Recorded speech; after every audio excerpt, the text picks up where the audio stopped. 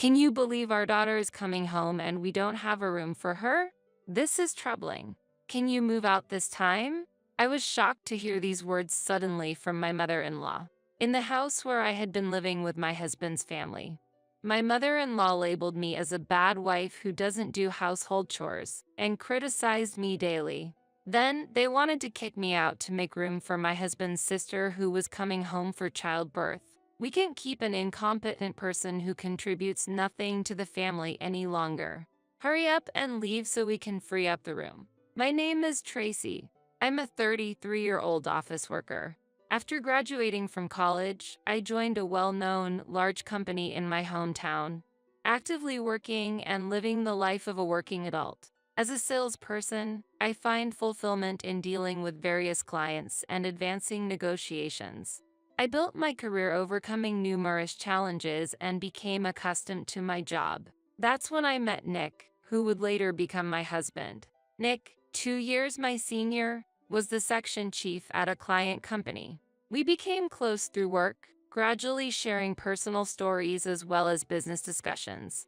I was gradually drawn to Nick's sincere and kind nature. Apparently, he was attracted to my serious approach to work. It was embarrassing but also very pleasing to hear this later. Our relationship naturally evolved into a romance, and we got married when I turned 30. We rented an apartment in an area with good access to both of our workplaces and started our married life. After marriage, I was promoted to a managerial position, leading a satisfying life both at work and personally.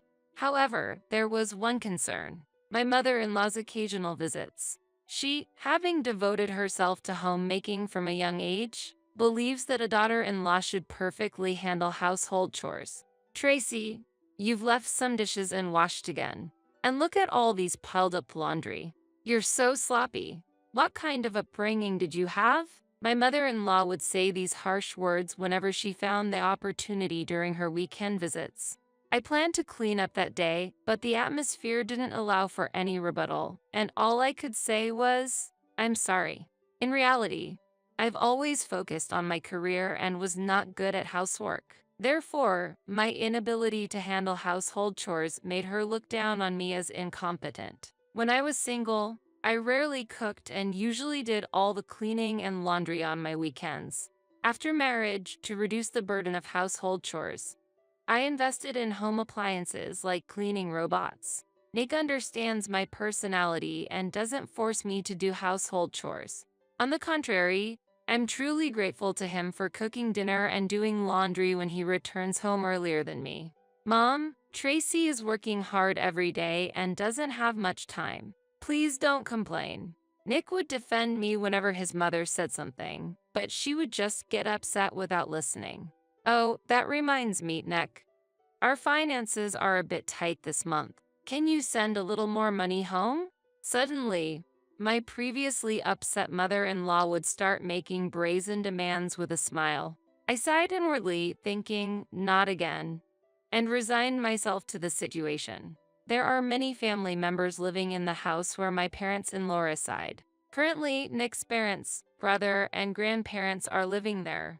Until a while ago, Nick's sister, Lauren, lived with them and contributed to the household expenses by working, but recently she got married and left the house. As a result, only my father-in-law and brother-in-law were working after that, leading to a decrease in household income, and they came to struggle financially. In reality, their income was lower than that of our household. Nick started to provide financial support to his parents' home, but his mother frequently visited us, demanding more money. I think it was okay to refuse considering our own household budget, but Nick couldn't ignore his family's suffering. After some hesitation, Nick agreed to her demands. Okay, I'll send a bit more. That's my Nick. Unlike someone else, you understand. My mother-in-law was satisfied with his answer and gave me a glance. I felt dissatisfied but didn't argue back. I wanted to move away from my husband's family, but our home was convenient for commuting, and it was hard to suggest moving considering his situation. However, our lives changed afterward. There was an issue with the care of Nick's grandparents, who lived in the family home. Originally, my mother-in-law and Lauren were in charge of the care, but ever since Lauren left, Nick's mother's burden increased. It seemed that my father-in-law and brother-in-law left the care to the women and hardly helped. After discussing with Nick, we decided to live together with his family. As we didn't have children, I agreed to this decision but set one condition for Nick. I wanted to continue focusing on my job instead of using my salary for household expenses. I strongly wanted to keep my job and had no intention of quitting. When I expressed my intention, Nick agreed. Of course, you don't have to quit your job. I don't want to involve you in my family's problems. But I'm sorry it turned out this way, Nick said apologetically. Indeed, living together might increase my mother-in-law's sarcasm. This was my only concern, but we decided to start living with his family, with me continuing my job to support the household and Nick mainly handling caregiving and housework. However, when we started living together, his family wasn't pleased with our arrangement. It's absurd for Nick to do caregiving and housework. That's the wife's role, said my mother-in-law.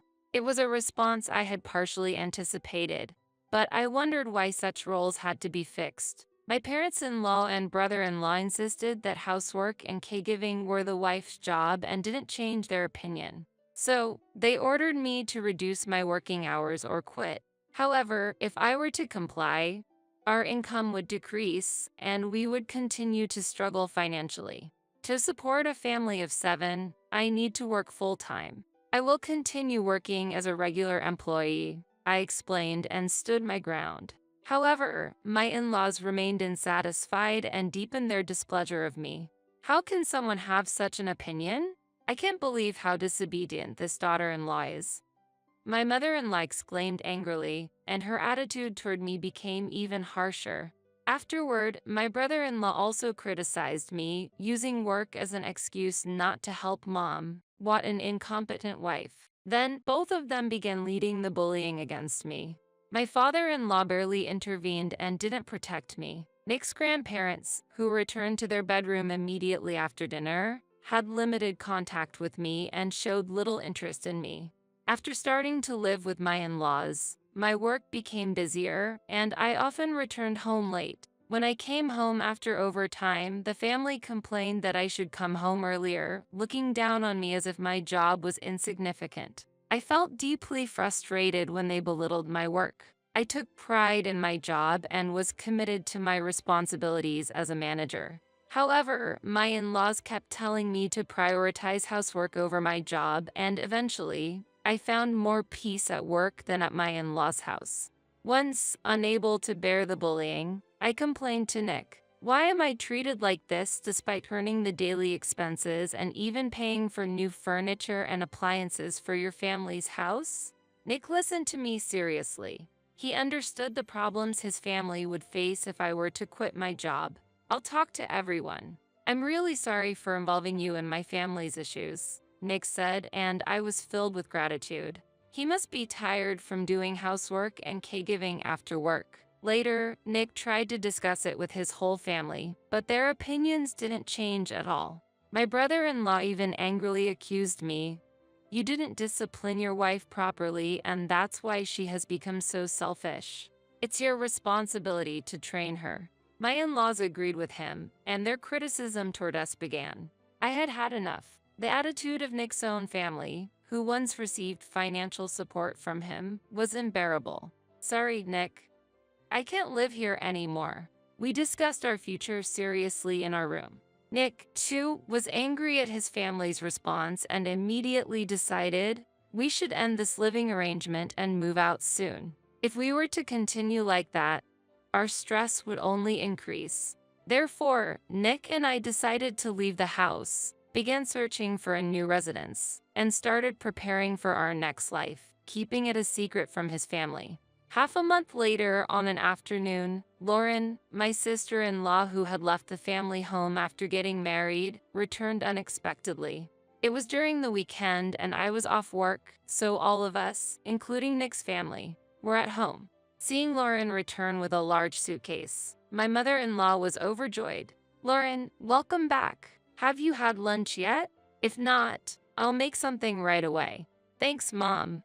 I'm really hungry. Lauren passed by Nick and I without greeting us and headed straight to the living room. Hold on a second. Lauren, why did you come back all of a sudden?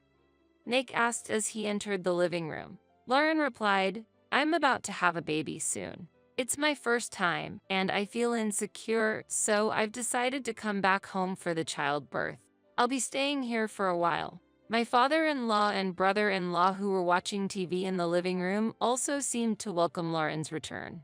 However, Nick and I were confused. This was because the room Lauren used to use was being used by us then.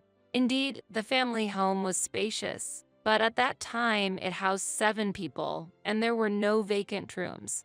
Before I could say anything, my mother-in-law looked at me and sighed dramatically. What a predicament. Lauren is back, but we're short of rooms. Tracy, could you leave now that we have this situation? Huh? It took me a moment to grasp the intention behind her words. Well, the room you're using originally belonged to Lauren, right? Now that Lauren is back, it's only proper to give it back to her, my mother-in-law stated clearly. Then she laughed and said, we can't keep a useless person who doesn't help with anything around the house here, can't we? While seeking agreement from the other family members. My father-in-law nodded and my brother-in-law looked at me and laughed. Wait a minute, isn't that unreasonable? Nick argued while I was still in shock. Lauren then haughtily said to me, you're a wife, yet you don't properly take care of the house. There's no point in you being here, just leave already. However, I was the one supporting most of the household expenses. What would happen to this house if I were to leave? Did they even understand that? Hesitating to voice this out, Nick placed his hand on my shoulder and shook his head in resignation. It's okay. Let's leave this house together. Nick's words were filled with determination, and he seemed more reliable and strong than ever. We had already planned to end our cohabitation in the near future, so we made the decision sooner. Understood. Then, we will leave right away. At my response, the entire family burst into laughter. Anger welled up in me toward them, who neither held back Nick, who had been supporting them with housework and caregiving, nor did anything else to help him but laugh. The thought of unpleasant people leaving clears my heart. When you leave, make sure to take away all your belongings, my mother-in-law declared, so I quietly nodded. We immediately arranged for a moving company and left the family home with Nick that day. The next day, while temporarily staying at a hotel, we received a call from my mother-in-law. It was surprising that my mother-in-law called my cell phone instead of Nick's, but since I had an idea why, I decided to answer. As soon as I picked up, my mother-in-law's angry voice came through. What's the meaning of this? Today, the movers came and took almost all the furniture and appliances from the house. You arranged it, didn't you? As I was accused, I simply shrugged in resignation and thought, just as I expected. Nick, who was nearby, seemed to hear her voice as well and gave a wry smile. The movers I had arranged the day before took away all the household goods, including furniture and appliances. Among them were large items like the dining table and TV, and with most things gone, the family was in complete chaos. I just followed your instructions to take away all my belongings. Everything that was taken was purchased by me. That's why I disposed of them, I replied, and my mother-in-law was at a loss for words. The furniture and appliances that were newly purchased when we started living with them were all actually paid by me. As I asserted they were my personal belongings, my mother-in-law squeezed out a frustrated response. I did say take them away, but this is too much. How are we supposed to live in a house with nothing? She exclaimed angrily, to which I calmly replied, now that we no longer live together, it's no longer my concern. It must be nice to have a spacious house now that the unpleasant people are gone. I firmly said this, ignored my still complaining mother-in-law, and hung up the phone. I thought she would call back soon, but surprisingly, there was no further call from her. Afterward, Nick and I began a new life in our new home. The furniture and appliances retrieved from the family home were still in good condition, so we moved them into our new place. We spent some peaceful days, but about a month later, we suddenly started receiving frequent calls from the family. Wondering why they were contacting us then, I considered blocking the calls, but I hesitated because there was something I wanted to tell them. Busy with work and unable to answer the phone, I came home one day to find a missed call from my mother-in-law. Nick was still at work, having to work overtime, and was not home yet. When I responded to the call, my mother-in-law's irritated voice echoed, "You finally picked up. What do you need?" I asked, and she hurriedly commanded, "Life has become difficult since you two left. Come back home." Apparently, various payments had started to fall behind after we left. Before living together, the family home underwent extensive barrier-free renovations for the grandparents, and there was still a considerable loan to pay. Nick was paying that loan when we lived together with his family. Additionally, the money I earned was used for purchasing furniture, appliances, and monthly household expenses. But after our departure, they struggled to repay the loan and manage the household finances. The monthly living expenses I paid amounted to about $4,300. The family, who had depended on our income and spent recklessly, had no savings. Unable to cover over $4,000 of monthly expenses, they became desperate and asked us to return. I was just appalled by such a selfish request. "This is the result of you driving out two earners. We have already started a new life and have no plans to return," I refused clearly. However, my mother-in-law was unyielding, saying, "How dare you? This won't do. Put Nick on the phone. Nick is still at work and hasn't returned yet. Actually, we moved to a high-rise condo. We are now living comfortably and peacefully, so we cannot fulfill your unreasonable request," I explained, to which my mother-in-law seemed surprised. Nick and I were secretly searching for a new residence when we were living with his family, and after finding the high-rise condo that met our ideal conditions, we were able to move immediately after being ousted from the family home. "Does this mean you're leaving us behind?" My mother-in-law accused us with a tearful voice. "You have no right to criticize us when you did nothing but depend on our earnings and spent money recklessly. Please don't interfere in our lives anymore," I stated firmly. As soon as I finished speaking, I ended the call without waiting for my mother-in-law's response. I was relieved to have informed them about our move to the high-rise condo and proceeded to block all contacts from his family. This new home was something we had earned with our hard work. We wanted to make a clear statement to his family, who had irresponsibly relied on us while constantly complaining and living leisurely. When Nick came home, I told him about the call from his mother. He had also received multiple calls on his cell phone but was unsure how to respond. I thought I couldn't abandon them because they are family, but I'm tired of dealing with them, Nick said, looking disheartened. He too seemed exhausted from his family's constant dependence. Subsequently, we changed our smartphone numbers and completely cut off contact with his family. Since we only told my mother-in-law that we were living in a high-rise condo, they wouldn't know our exact address. Afterward, Nick and I enjoyed peaceful days together, busy with our managerial roles but feeling fulfilled in our daily lives.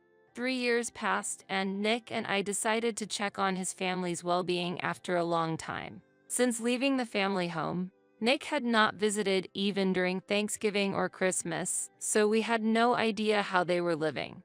Upon arriving at the family home, we found no sign of Nick's family. The house was up for sale, and complete strangers were living there. Strange, where could everyone have gone? Nick wondered aloud. Encountering a friend of my mother-in-law who lived nearby, we decided to inquire about their recent circumstances. The events that unfolded at the family home over the 3 years then came to light. Lauren had returned for childbirth, claiming it was temporary, but in reality, she was already divorced and continued to live in the family home even after giving birth. Despite our departure, the addition of family members put further strain on the household finances. My mother-in-law began working part-time, and Lauren soon put her child in daycare to start working, but their nights were filled with household chores and caregiving for the grandparents. The exhaustion from adding child care to their already busy lives was understandably unimaginable. Moreover, Nick's grandparents stopped going out in order to save money, but they both eventually developed dementia. My mother-in-law had no choice but to quit her job to focus on caregiving. But even with Lauren's help, there was a limit to what amateurs could do. Unable to withstand the situation, they quickly appealed to my father-in-law to move the grandparents to a facility. But my father-in-law and brother-in-law refused to listen to them. They were relying on the grandparents' pension and were reluctant to spend on facility costs. As a result, the family's opinions were divided. I can't stand this life anymore. I've reached my limit. Nick's mother cried out in agony and left the house with Lauren and her grandchild. Left alone, my father-in-law and brother-in-law couldn't take care of the dementia-ridden grandparents, and despite hiring helpers, they soon reached their limit. Eventually, they decided to place the grandparents in a facility, but by then, the family had fallen apart and no one returned home. Struggling to pay off the renovation loan, my father-in-law and brother-in-law ended up selling the house and moved elsewhere after paying off the loan. Hearing these stories, Nick showed a sad expression filled with mixed emotions. We asked the neighbors for the name of the facility where his grandparents were staying and decided to visit them soon. A few days later, a neighbor contacted Nick, relaying a message from my mother-in-law. Apparently, she had learned about our visit to the family home. According to her, my father-in-law and brother-in-law were living together and were paying for the grandparents' facility costs, but they seldom visited them. My mother-in-law herself was living with Lauren and her grandchild, working part-time and still struggling with life. I can't stand this life anymore. Please, let us live in a high-rise condo, too. The neighbor conveyed her plea. Hearing such a request, we were just astonished. Nick, too, had grown wary of his family and stopped contacting the neighbor afterward. I don't intend to involve myself with my family anymore, but I do want to keep an eye on Grandpa and Grandma until the end, he said. I agreed with his decision and supported him, focusing more on our work than ever, especially when Nick occasionally felt the loneliness of losing his family. Having overcome difficult times, we want to live even more happily from now on. We plan to cherish our current life, live peacefully, and consider having children in the future.